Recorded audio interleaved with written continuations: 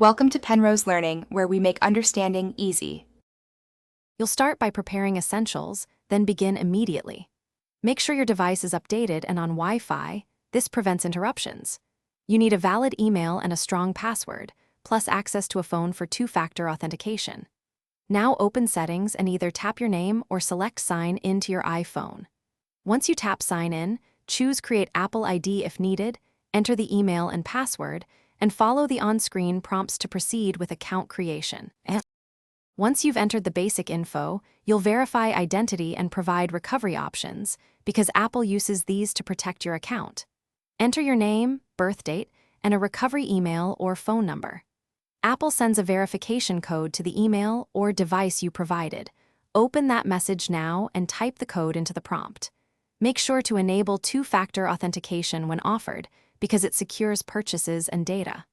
Finally, confirm security questions. Finish by agreeing to terms and confirming iCloud and App Store preferences, because these control backups and purchases. Sign in on any other devices you own to sync photos, contacts, and purchases under the new Apple ID. If prompted, enter payment details. You can skip this and add later. Troubleshooting tip: if verification codes don't arrive, check junk mail, disable SMS filters, or resend the code. You can also restart the device and retry verification to resolve common delivery issues.